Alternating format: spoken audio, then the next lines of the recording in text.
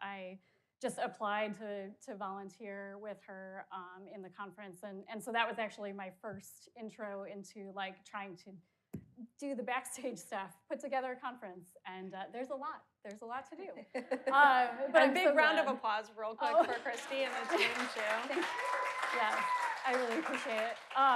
But yeah, it's been wonderful, and then I also got to join you at your company for a bit, and it was really just amazing. But I want to know your origin story. So when I like go back, like how did you get into this space? How did you get into AI? You know, what led you here? Yeah, I know. It's kind of crazy to think about how AI is everywhere now. But my start with it was probably about 12 years ago. And I was studying computer science and systems engineering at Ohio State. Yes, thank you. Yes. And I just was absolutely fascinated by this concept of being able to predict things with data. And then it became this whole kind of philosophical journey for me, because if you think about artificial intelligence, really it's kind of this reverse engineering of intelligence in people and humans. And what that forces you to do is deeply understand humans and how they think and how they engage with each other and the world. And that to me was super fascinating. Also, just computer science to me, super fascinating. I don't know if there's any computer science fans out there, but yes. But it was just, I remember learning, being able to apply things that I wanted to do in a computer and just like watching it happen. And for me, that was like just a very magical moment. So I've been in the space now for a long time, and I've watched it mature and blow up in the last 4 years, especially, just with the technological advancements and making it more available and accessible to everyone. I've talked about the ethical concerns for a long time. In fact, my first TED Talk was 7 years ago, talking about AI and the ethics in AI, if you want to take a listen. And yeah, and then starting that conference 10 years ago. That we put over 500 women in data analytics and AI on the stage in the last decade.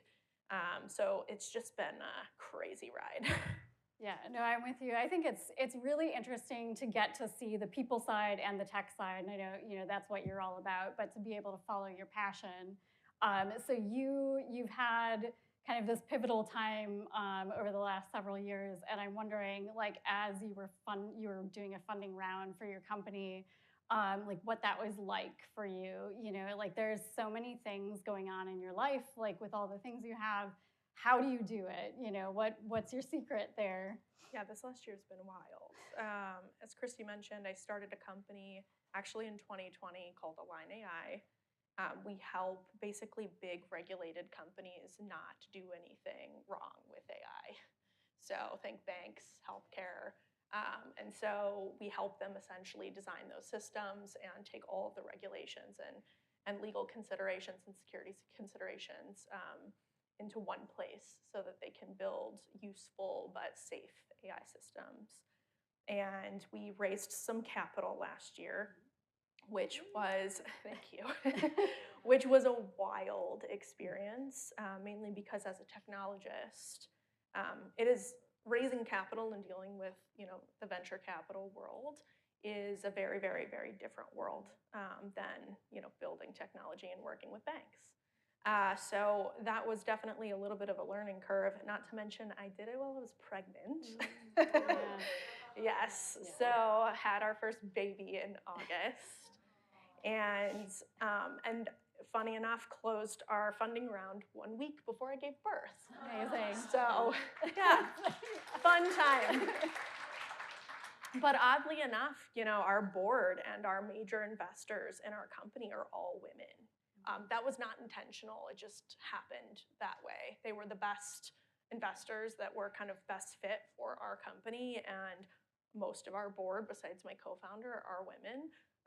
And so it's just really neat to see how women have put themselves in these positions to be able to help each other when we can. I remember our first couple of contracts that we signed with Align AI were women chief information officers at different companies, like the CIO at Coda, the public transit authority, right? And she signed our first contract, which was amazing. Yeah. And so yeah, it's been a crazy ride, but it's been really eye-opening. Learning what I like and don't like about that world for sure, but also trying to balance again all of the things. Yeah. So one of the things that we're trying to kind of do with this bridge builder experience is we really want to bring others with us, and I know that you do that in the community, but for folks that are trying to build something of their own, like they want they look at you and they're like, I want that, I want to do that. What kind of advice would you give to them? Like what has carried you through this? Because ups and downs, like there's so much happening. Like what would you give as advice?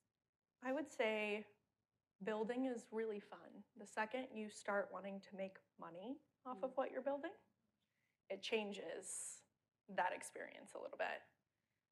And so I used to encourage everyone to go be an entrepreneur and build things. And I think that if you want to, that's great and you should pursue that.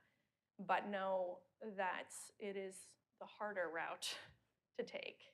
And it's a difficult journey.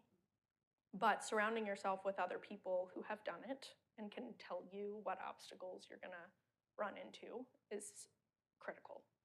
So getting yourself out there, meeting people, give more than you receive. So figure out how you can help others so that they can be in your circle and help you back. That's been critical for me. And the beginning, when it's just an idea, is you're staring at this massive mountain that you're like, there's no way I can climb this. But one step at a time, and then as you go, the view gets better. And you can bring people along with you in the ride. Yeah. And so do your best on, mental health and keeping things in check, because you can quickly create an identity with things that you build. And I know we've heard a lot of talks today that emphasize keeping yourself separate from that. And that's so important. So find something you love, because you're not going to continue doing the hard things if you don't love it. Well, thank you so much. Wonderful words. And yes, keep, dancing, do a little bit of dancing, a little bit of meditation, and some of the hard work too. Yeah. But thank you so much. Yeah. Thanks.